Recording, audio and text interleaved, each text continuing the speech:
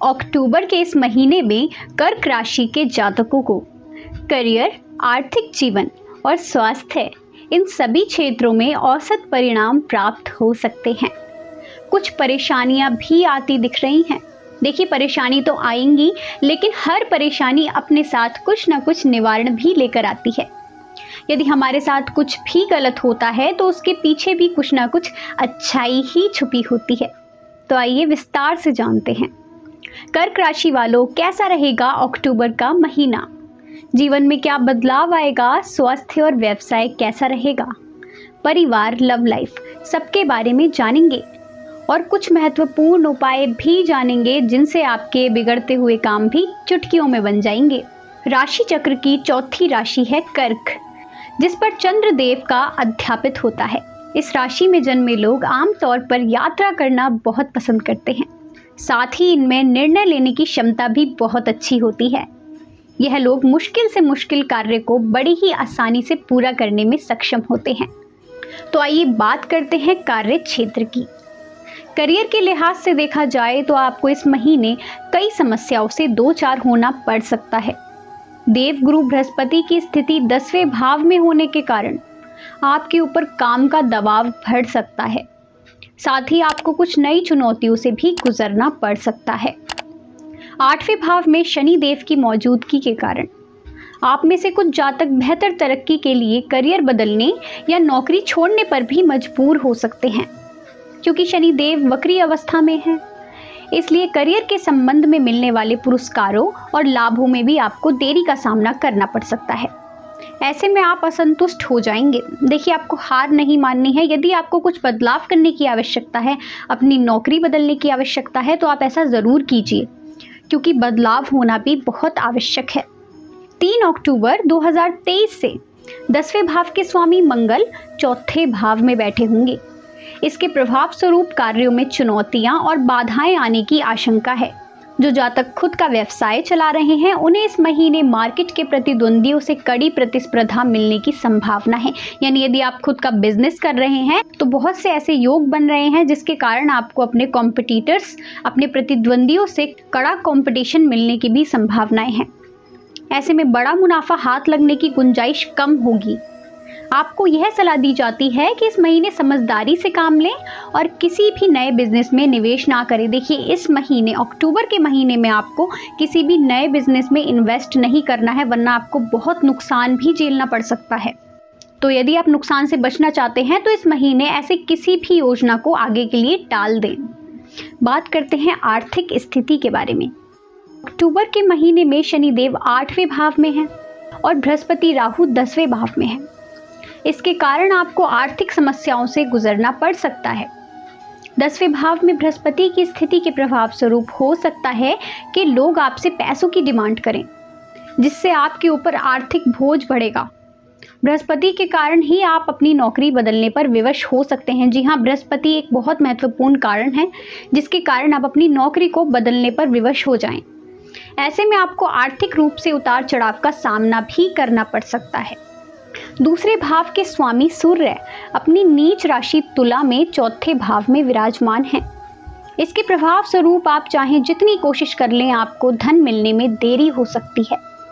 इसके अलावा ठीक ठीक कमाई होने के बावजूद आपको खर्चों में वृद्धि, आर्थिक नुकसान जैसी परेशानियों से गुजरना पड़ सकता है।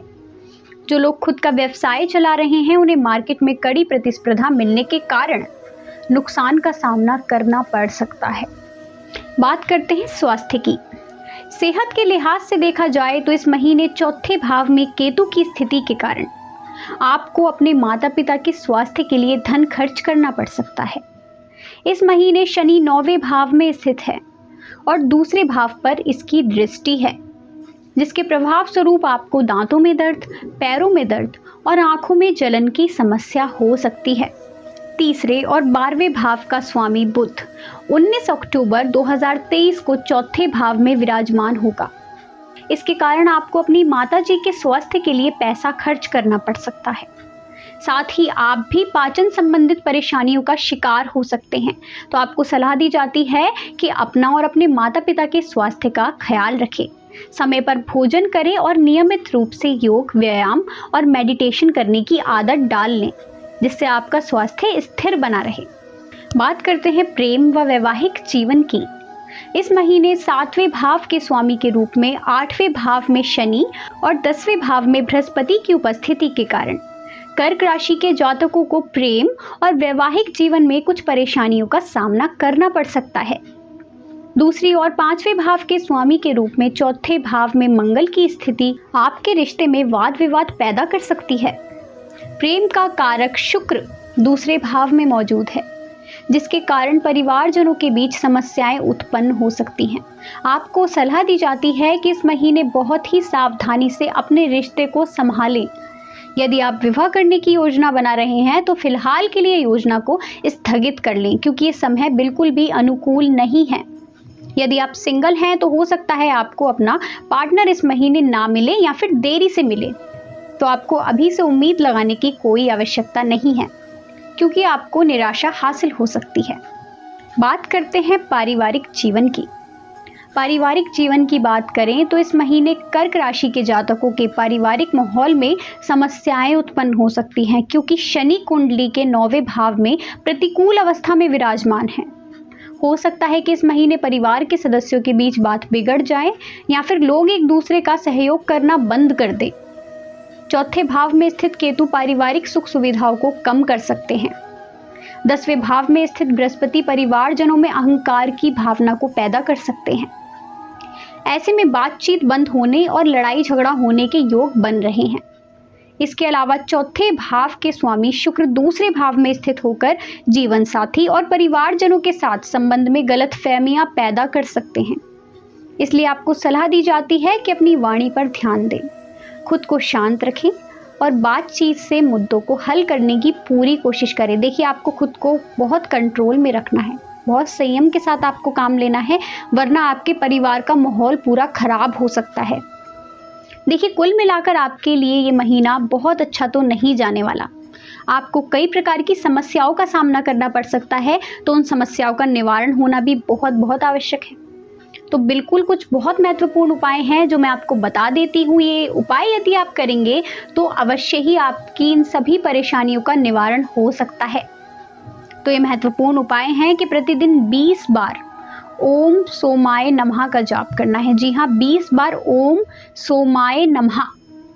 और सोमवार के दिन आप चंद्रदेव के लिए यज्ञ व हवन भी करवा सकते हैं, यदि आप कर सकते हैं तो। वरना आप हर सोमवार को व्रत तो अवश्य ही रखिए। देखिए, यदि आप सोमवार को व्रत करेंगे तो भोलेनाथ का आशीर्वाद आप पर अवश्य बनेगा और इन सभी परेशानियों से आप मुक्त हो पाएंगे। देखिए, तो आपको निराश बिल्कुल भी नहीं होना है और किसी भी प्रकार की टेंशन नहीं लेनी है। बस आप ये उपाय कीजिए। ये उपाय यदि आप करेंगे तो भगवान के आशीर्वाद से अवश्य ही इस महीने में आने वाली सभी प्रकार की परेशानियों से आप मुक्त हो पाएंगे। तो वीडियो यदि अच्छी लगी हो तो वीडियो को लाइक ज़रूर करें। कमेंट में जय श्री राम लिखकर चैनल को सब्सक्राइब करना ना भूलें, ताकि आपको राशिफल, उपाय और सनातन धर्म से जुड़ी जानकारी देखने को मिलती रहे। धन्यवाद।